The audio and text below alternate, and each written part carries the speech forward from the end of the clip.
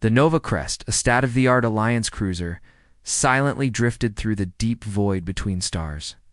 It carried crew members from multiple species: humans, reptilians, insectoids, and silicon-based intelligences. Among these diverse personnel, one individual stood out more than most: Lieutenant Varel of the Zalkara Dominion. Her tall, muscular frame, covered in reflective combat armor, gave the impression of a relentless war machine.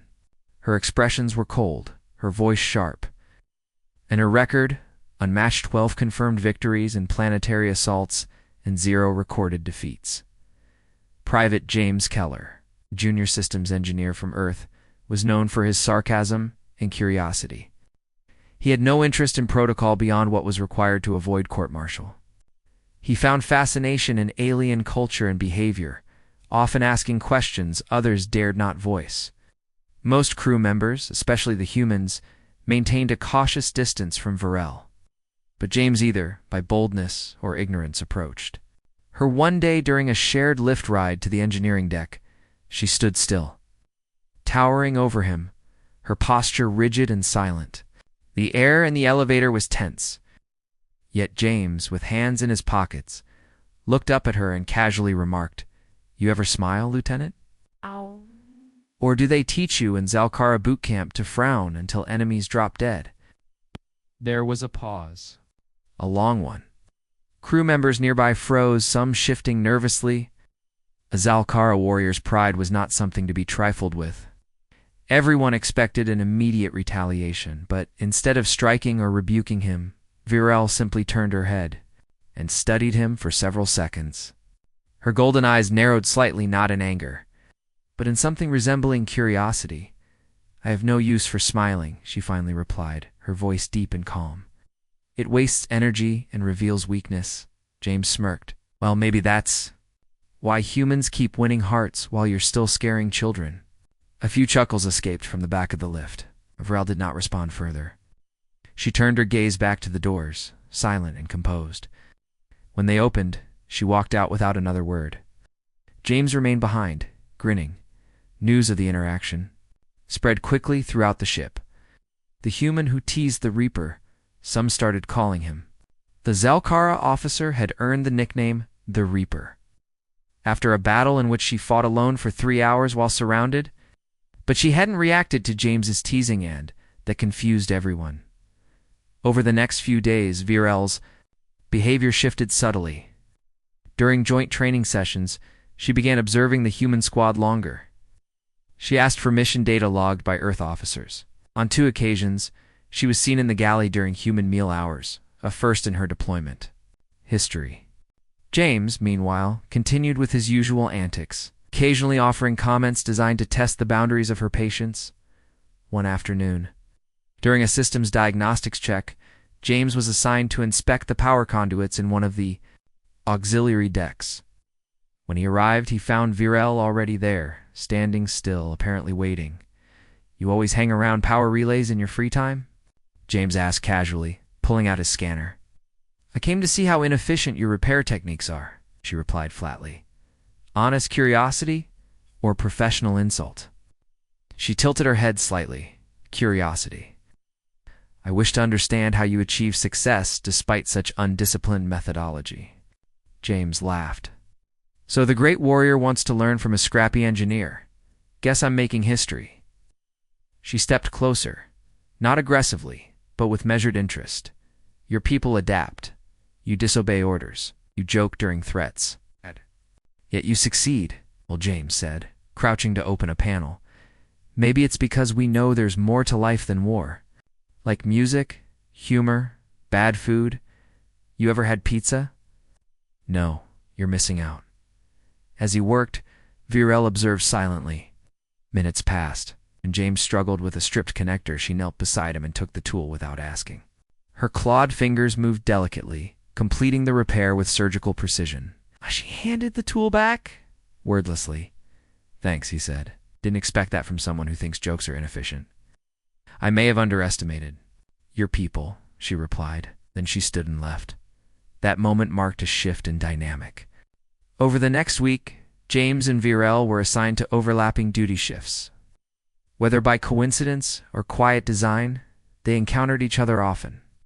She began asking questions not just about engineering, but about Earth customs, family, structures, and human philosophy. In return, she explained aspects of Zalkara honor codes and the burden of command. Despite her hardened background, it became clear that Varel was absorbing everything James said.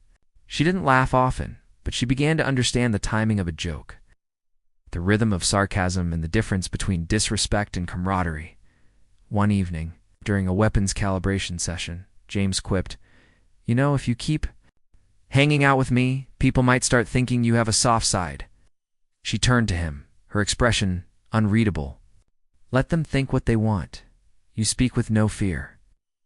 That is rare among both my people and yours." James raised an eyebrow. "Is that your way of saying you don't mind me teasing you?" Varel took a moment before responding. "I find it acceptable, even instructive." For the first time, James noticed something small, barely perceptibly in her posture. A slight shift, a tiny ease in her shoulders. It wasn't a smile, but it was the closest she had come to one. From that day onward, something unspoken formed. Between them, a quiet respect wrapped in shared curiosity. The warrior and the engineer, the disciplined soldier and the unfiltered human. What began as a joke had opened a path neither expected to walk, and the rest of the galaxy had no idea what was coming. Word count, approximately 950 style, third person, simple English. Violated Freeth Nova Crest was on its way to a small ice moon named Varlin 7. A strange signal had been coming from the surface, and the Alliance Command wanted to check if it was a trap or an ancient beacon. Lieutenant Varel was leading the recon team, and to her surprise, James Keller was assigned as the engineer for the mission. When the dropship landed, cold winds whipped across the landing zone. Ice crystals flew in every direction. James zipped up his thermal suit and looked around at the endless snow and frozen rocks. Varel stepped out beside him, unaffected by the cold. Her body armor had temperature controls built inside. "Ever been camping?" James asked, trying to make small talk. "Humans camp for fun," Varel replied. "Zalkara camp for survival." James smiled. "Guess today it's both." The team moved out, scanning the area. Thick fog covered the surface, and communication with the ship became weaker by the hour. After walking for 2 kilometers, the team found an old metallic structure half buried in ice. It looked ancient, with strange markings along the walls. As James stepped forward to scan it, the ground suddenly shook. A loud cracking sound followed. The ice below them gave way. Before anyone could react, James and Varel fell through, sliding down a hidden tunnel of frozen rock. They landed with a heavy thud in a deep cave. The light above them was gone, and the team couldn't reach them on the radio. James groaned and sat up, brushing snow off his face. Varel stood already, scanning the area. "Well," James said, "that's one. Way to take a shortcut." "We are cut off," Varel said seriously. "Must survive until extraction." James looked around. The cave had strange glowing crystals, and the temperature was dropping fast. He rubbed his hands together and walked toward a dry spot under a stone wall. "We need a fire," he said. "You good at starting one?" "I destroy things. Make them work," she replied. James chuckled.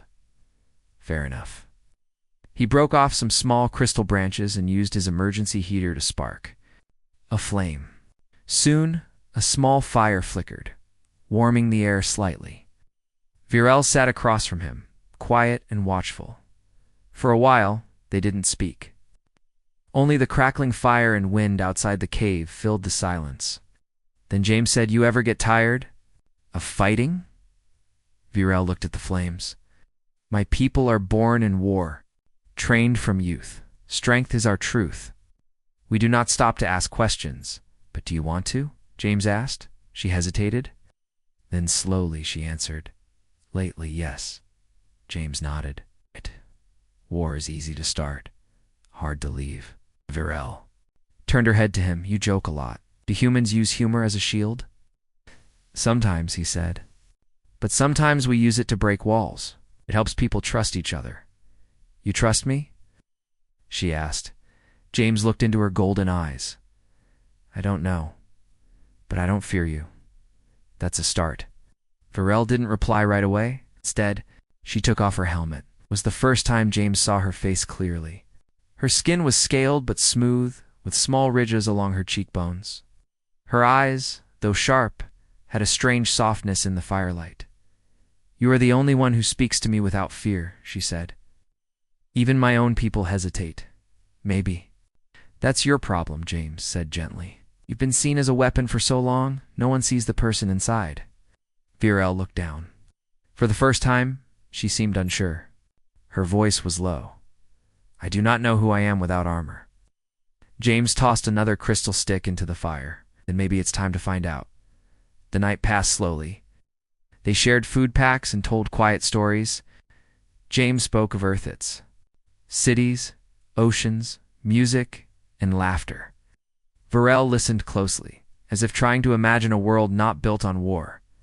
She told him about her first battle, how she earned her title, and how lonely it felt to always be the strongest. By morning, the storm above cleared and the rescue team picked up their signal. A cable was dropped, and both were lifted back to the surface. Back on the Nova Crest, something had changed. Varel still walked with pride, but there was a new calm in her steps. She no longer ignored James in public. In fact, during one meal cycle, she sat at the same table. The other crew members were stunned. You broke her. One human whispered to James later. No, James said, watching her from across the room. I think I helped her unbreak. Over the next few days, their partnership continued. They were seen training together, discussing strategy, and even laughing once or twice. Though Varel never smiled openly, her voice had less coldness.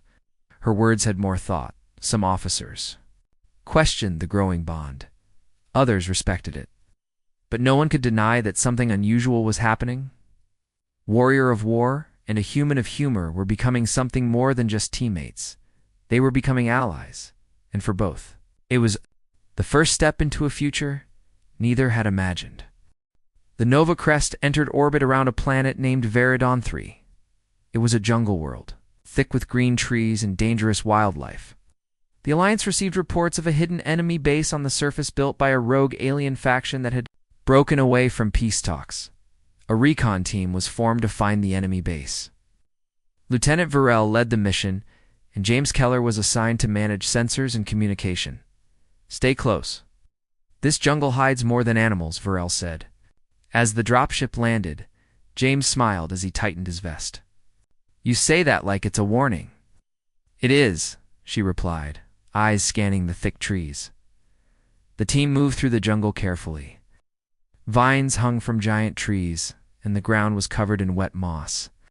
Birds with metal-like feathers flew above, and strange animal sounds echoed all around.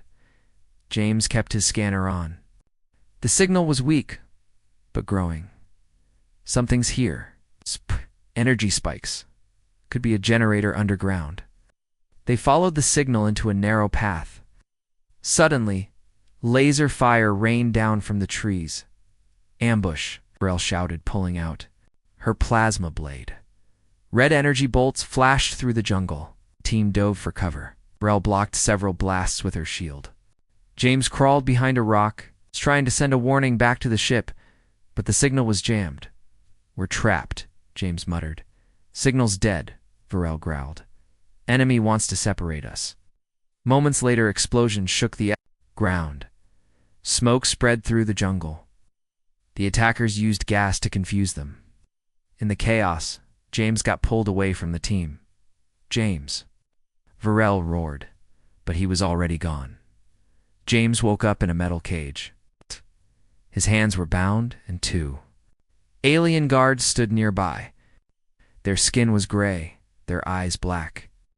They wore armor with no symbols, only blank plates. The rogue faction. One of them spoke in broken galactic common. Human, weak. You speak or suffer. James laughed. You don't even offer coffee? First? They didn't like that. One hit the cage with a baton, sending a shock through it. Where is your ship? How many are with you? The guard asked. James said nothing. Another shock hit the cage. Still, He stayed silent. Hours passed. The guards left to report, and James sat alone in the dark. Then a sound. Metal scraped above him. Suddenly the ceiling burst open, and a figure dropped into the room. It was Varel. Her armor was scratched, her blade glowing. She had no helmet. Her eyes burned with fire. "James," she said. "You came alone," he asked. "I disobeyed command. They ordered retreat. I refused." She broke the cage door with one strike. James stood, shocked. "You disobeyed orders." "For me, you are not just a soldier," she said. "You are important." James gave her a grin, even though his face hurt. "Remind me to buy you." Lunch after this, they escaped through underground tunnels. Guards chased them, but Varel fought like a storm. Movements were fast and deadly. She used every skill she had, protecting James without hesitation. When they reached the edge of the jungle, a rescue shuttle was waiting. Command had finally responded to the emergency beacon James had set before being captured as the shuttle lifted off. James looked at Varel. "You saved my life," he said. She looked away. "I broke my people's code. I will be judged." Frowned. "You don't regret it?" "No," she said simply. Back on the Nova Crest, Varel was ordered to the command deck. James tried to come with her, but she stopped him. "This is my fight," she said. "You've done enough." Inside the meeting room, high-ranking Zalkara and Alliance officers sat around a round table. "You broke chain of command. 1. The Zalkara general said, you acted alone. That is dishonor." "I followed my heart," Varel said. "Not all battles are on the field. Some are inside." An Alliance officer spoke. "You risked your life for a human? Why?" Varel looked them all in the eyes. "Because he showed me trust. He taught me that loyalty is not just orders. It is connection." There was silence. Then one of the older Zalkara stood. "You disgrace our code?" Varel stepped forward and removed her armor chestplate. She dropped it to the floor with a loud clang. "I would rather walk without rank than lose what I have found." Outside, James waited by the hallway. After a while, Varel came out, holding only her arm guard and blade. The rest of her armor was gone. "They removed my title," she said. James stepped forward. "I'm sorry." "Not," she said. He looked at her. "So, what now?" She turned to him, eyes calm. "Now I stand by you. Not because of orders, but because I choose to." Word spread fast across the ship. The warrior who once followed only rules had now sworn herself to a human side knot as a bodyguard, but as an ally by choice. Some laughed. Some called it madness, but others whispered maybe this is what the alliance really means. James didn't care what they said. All he knew was this: the battle-hardened alien girl he once teased had become something more than a soldier. She was now his fiercest ally, and the war had only just begun. End of Part 3. The ship Nova Crest floated quietly above the glowing clouds of a gas giant. Inside, everyone was talking about one thing: Lieutenant Varel's bold choice. She had broken orders to rescue a human. She had removed her armor in front of the High Council. And now she had no rank. But she had something else. Freedom. James Keller sat in the engineering room, staring at a broken power coil. His hands moved slowly. His mind was somewhere else. The door opened with a soft hiss. Varel entered. She wore no heavy armor, just a simple dark uniform and her old blade strapped to her back. "You're quiet today," she said. James looked up. "I've been thinking about me," she asked. "Yes, about how you gave up everything for me." "I did not lose everything," she replied. "I kept my choice." James smiled. "Then what now?" "You're not a lieutenant, not a soldier." Varel sat down beside him. "On my world, when someone risks their life for another, we have an ancient custom, a bond of blood and honor. Call it Vrathel." Sounds serious. "It is. Once made, it is never broken." James blinked. "Are you saying you want to make this bond with me?" Varel looked him in the eyes. "Yes. I wish to swear myself as your shield. Not because I must, but because I trust you." James looked down. unsure. Virel, I'm not a warrior. I'm just a guy who fixes engines and makes bad jokes. And still, you faced danger without fear, she said. You did not give up, even when captured. You looked at me not as a weapon but as a person. That matters more than rank. James was quiet for a moment. Then he nodded. All right, let's do it. Later that day, the brothel ceremony took place in the observation hall. The stars outside were bright, and the crew was gathered in silence. No music played, no speeches were given. Only Virel and James stood at the center. She carried a small ceremonial blade, not for war, but for honor. James wore his engineer uniform. He had cleaned it, but the burn marks were still there. Virel spoke first. Her voice was strong. I am Virel, once of the Zalcara Legion. I stand now as myself. I offer my oath to James Keller. I will guard him with my life. I will stand beside him in fire, in shadow, and in peace. I swear this bond until death. James took a deep breath. James Keller, from Earth. I don't have fancy words. But I know this: you've saved my life, and you've shown me more honor than anyone else ever has. I accept your bond, and I'll watch your back too. She gave a small nod and touched her blade gently to her own palm, then to his. It was a symbolic mark. No blood, no pain. Just meaning the room remained silent.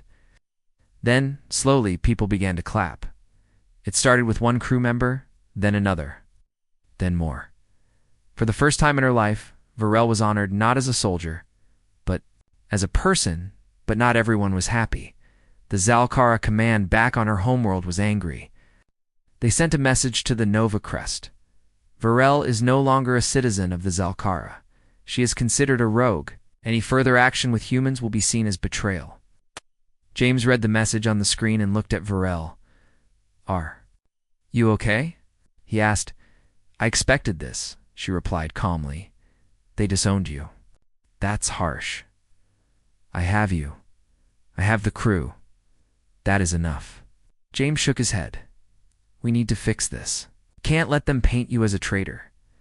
Virel's eyes glowed softly, and we must show them what real loyalty looks like. Soon after, the Alliance received word a peace summit between alien factions would be held on a neutral space station. All leaders were invited, including humans and Zalcara, but tensions were high. Rumors said an attack might happen.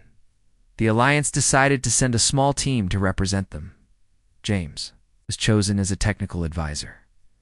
Virel volunteered as his guardian. When they landed on the station, stares followed them. Turned away when they saw Virel. Some even hissed. But she stood tall beside James. Inside the meeting hall, James set up communication systems. Virel stayed close, watching every movement, guarding the room with sharp eyes. Then the lights flickered. James noticed it first.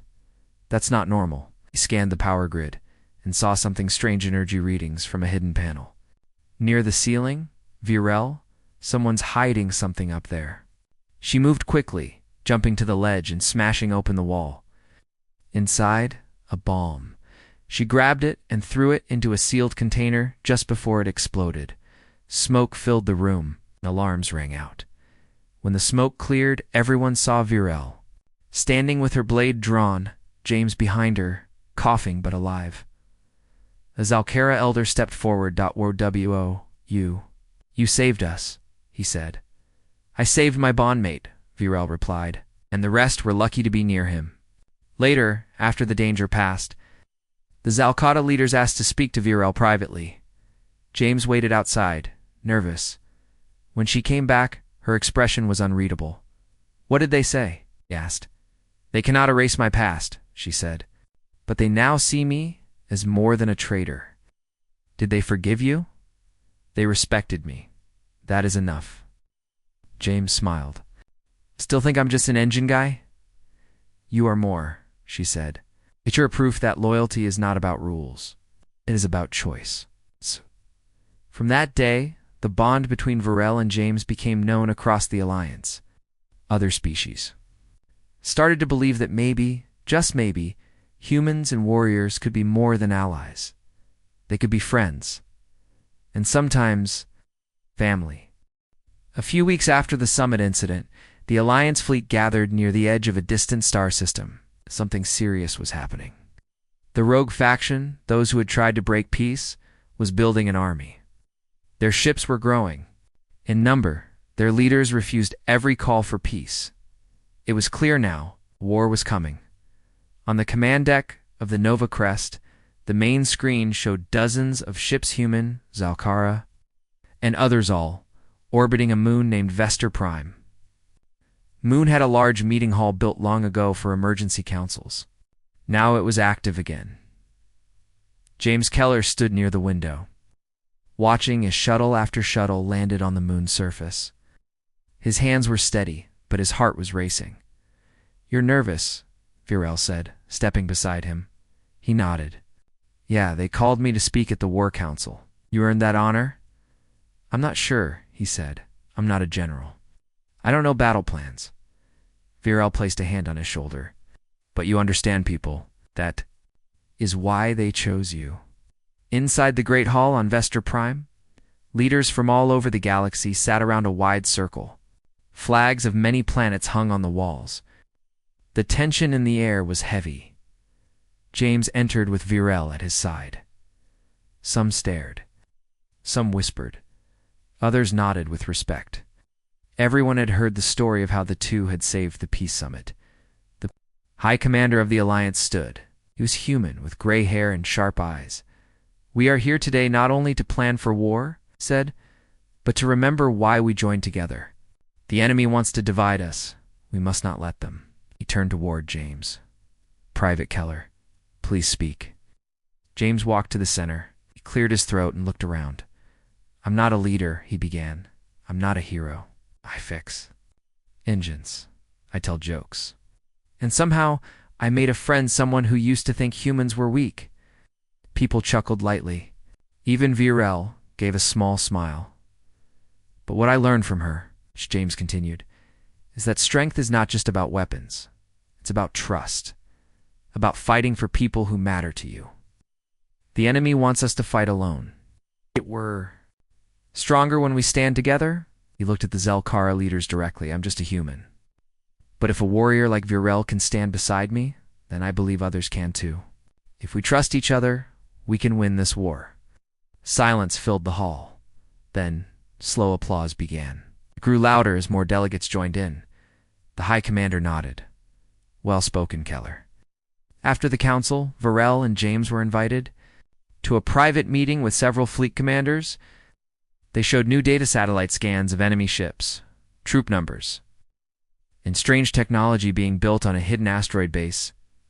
"We need a team to lead the first strike," one commander said. "Someone who understands both sides. Someone fast. Someone who knows what loyalty really means." All eyes turned to James and Virel. "You want us?" James asked. "Yes," said the general. "Your bond has become a symbol.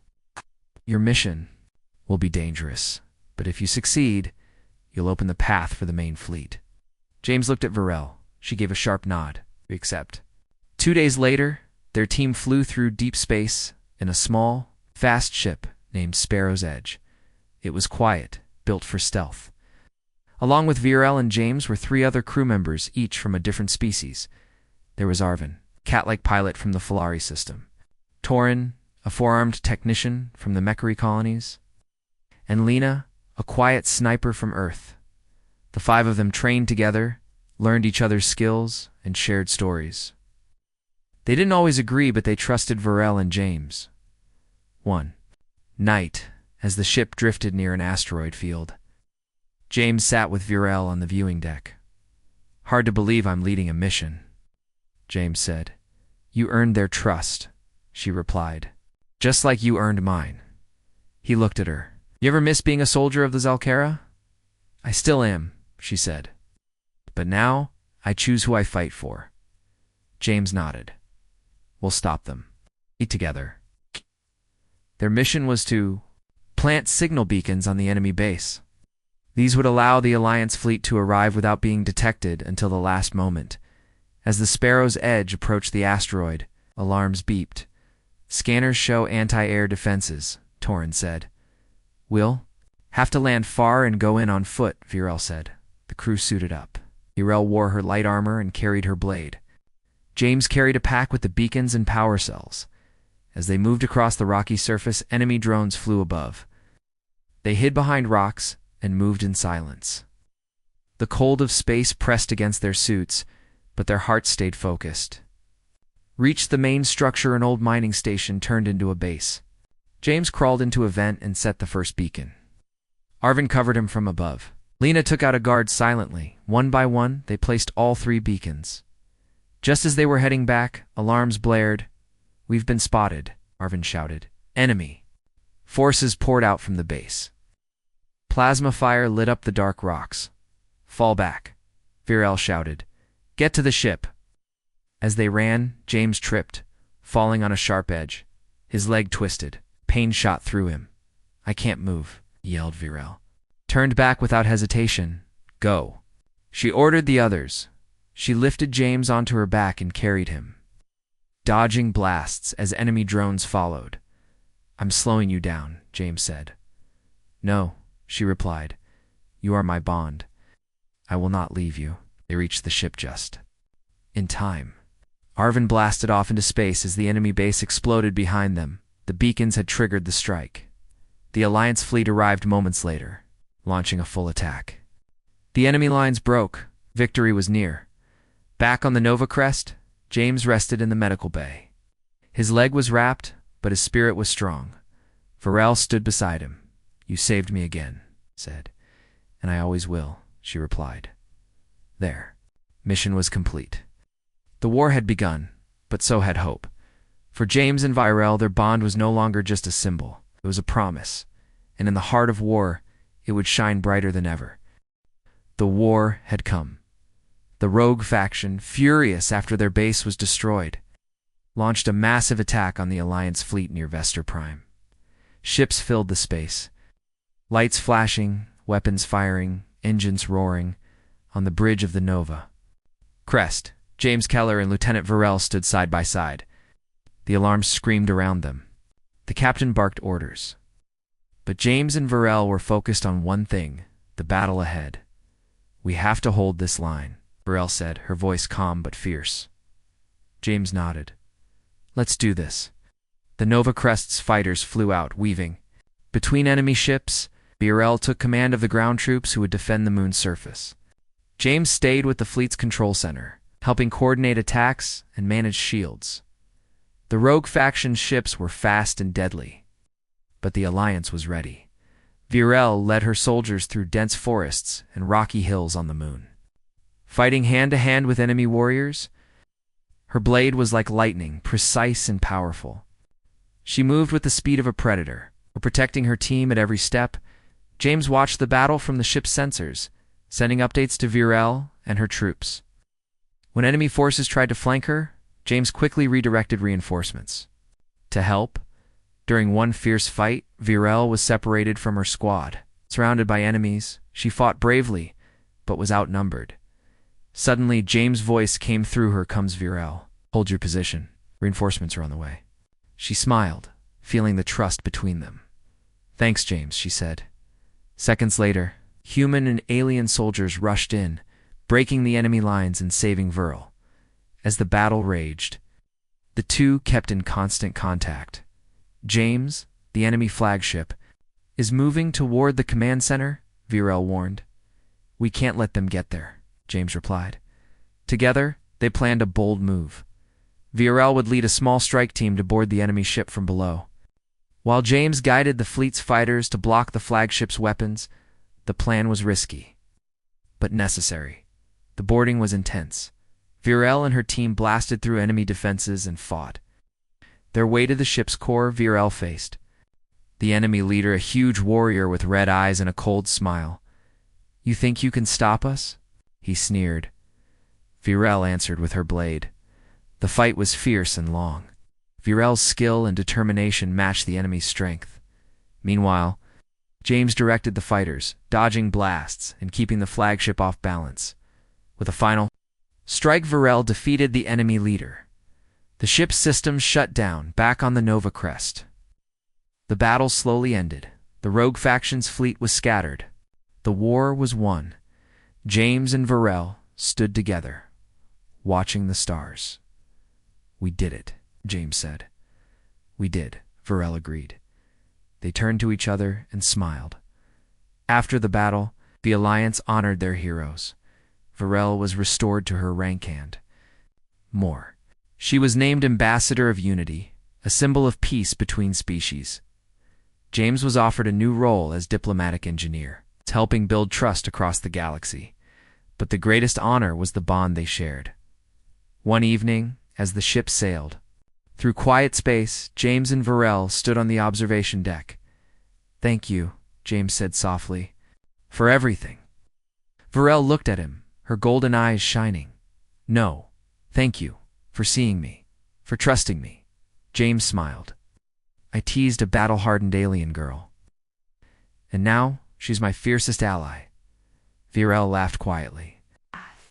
"I am yours." Together, they looked out at the stars. The galaxy was wide and full of dangers, but also full of hope, because when humans and warriors stood together, nothing was impossible. They were not just allies, they were family.